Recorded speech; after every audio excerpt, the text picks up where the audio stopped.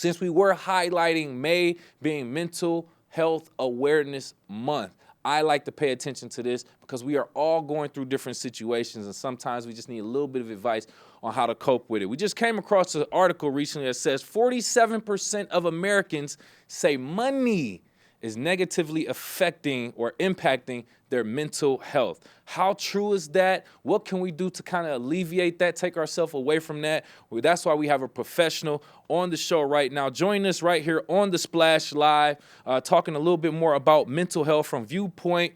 Join us from Viewpoint, professional mental health establishment, I should say. Dr. Melanie Schwartz on the Splash Live. Thank you so much for your time. Thank you for joining us. I think we have you muted briefly. Can't hear you.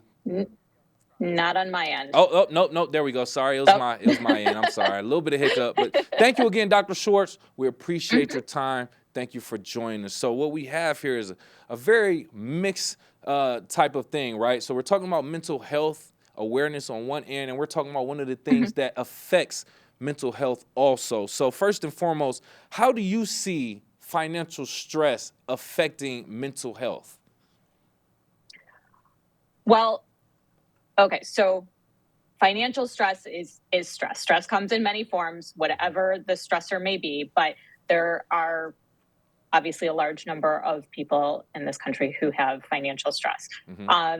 In terms of how it affects them in symptoms is often anxiety, and that can look like difficulty sleeping, difficulty eating, irritability, having physical symptoms. They might have an excessive amount of stomach aches or headaches or other type of symptoms.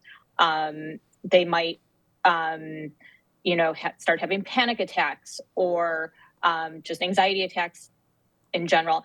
So many things lead to the symptoms of anxiety that are caused by stress. So stress is what causes anxiety, and financial stress is a major one for this country.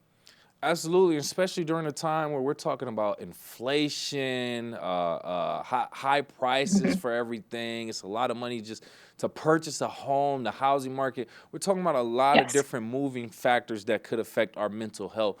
Coping mechanisms, though, what are some things that you kind of advise for clients to kind of deal and cope with their mental health, regardless of what it roots from? Well, talking about it. A lot of people like to keep it in, and that's the worst thing you can do. That's what's going to cause the symptoms. So talking about it is key, whether you're talking with your support system, with a therapist.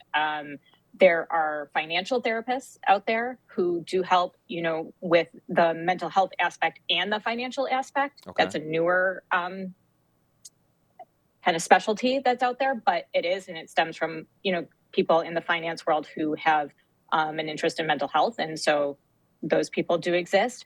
But really using your support system is key, because there's always a solution to the problem. Sometimes you're too close to the problem, though, so you can't see the solution. Perfect. I always say this. You can't read the label inside the bottle.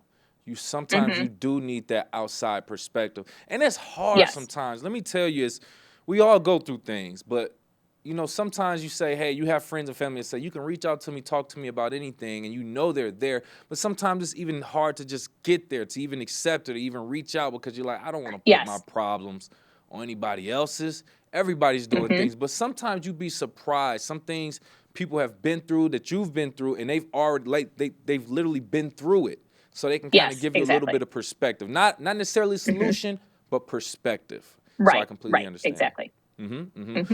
How would you say, if it does make a difference whatsoever, the difference in genders or sex when it comes to either the different types of mental health or mental health issues that affect your clients, or how they deal with mental health? Is there any difference when it comes to men and women with those issues? I know that in the article that I read, there was. However, I don't personally see that. I see it as,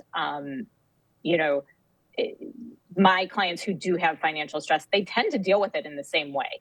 It's still the same stressors, whether it's depression or anxiety. Now, what is causing the stressor might be different for the genders, and that may be why they deal with it differently. But the actual stress component of it, and then having the anxiety or even depression does happen as well.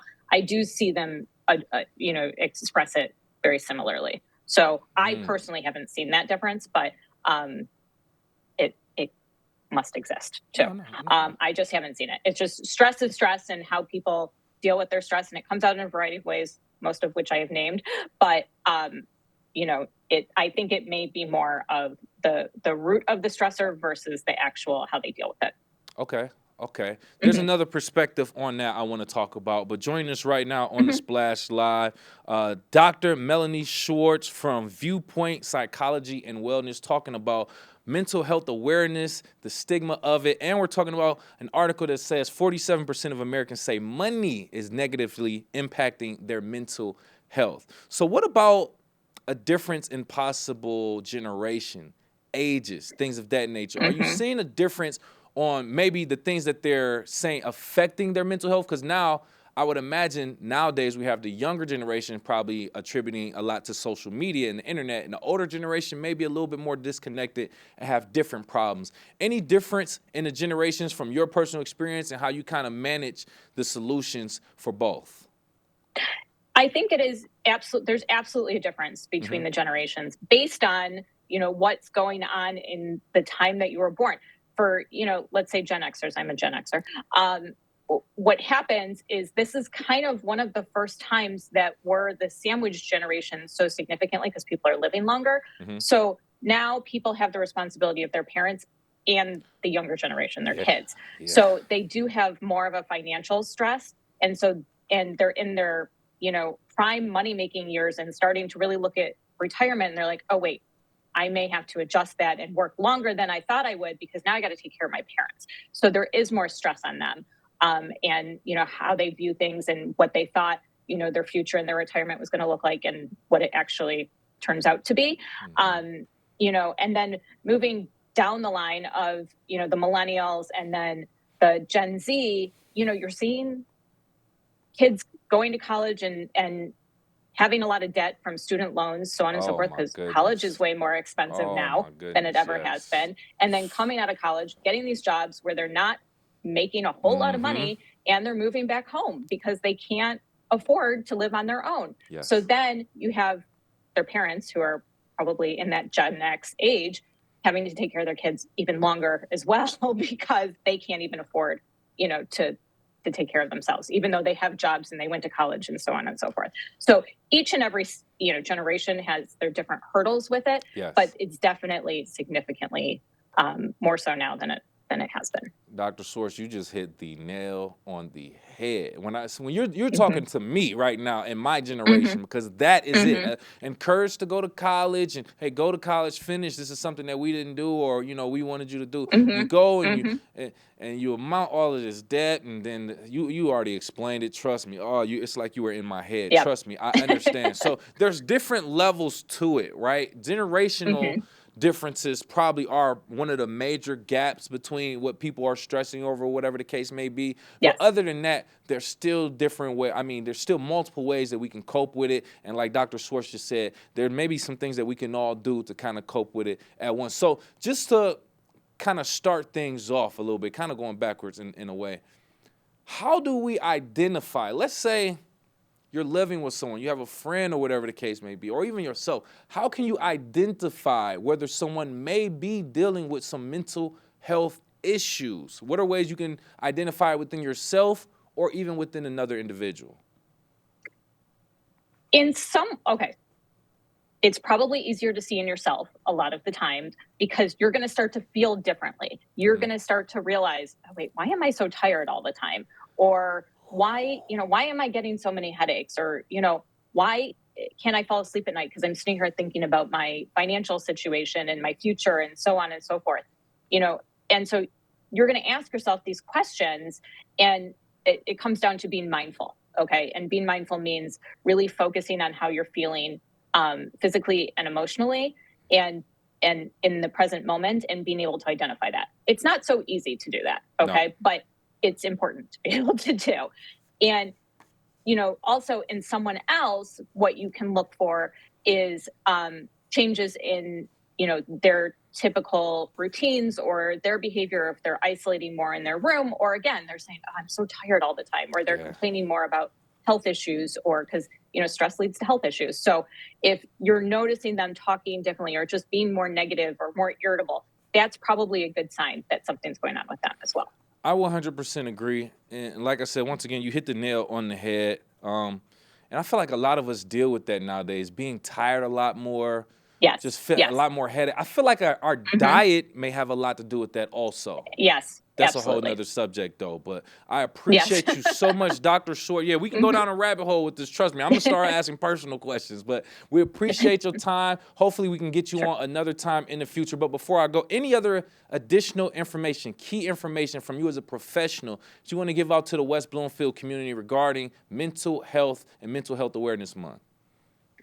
Just really reach out, really look into talking to people and being open. We live in this generation that's really, in this world that's really hard to live in.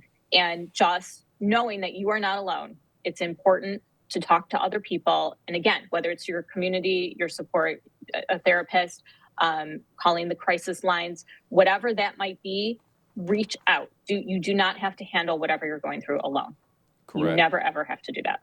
Absolutely. Thank you for reassuring that. Thank you for your information. And once again, thank you for your time. Dr. Melanie Schwartz of Viewpoint Psychology and Wellness, telling us a little bit more about how we can deal with our mental health and Mental Health Awareness Month. Thank you again. Thank you.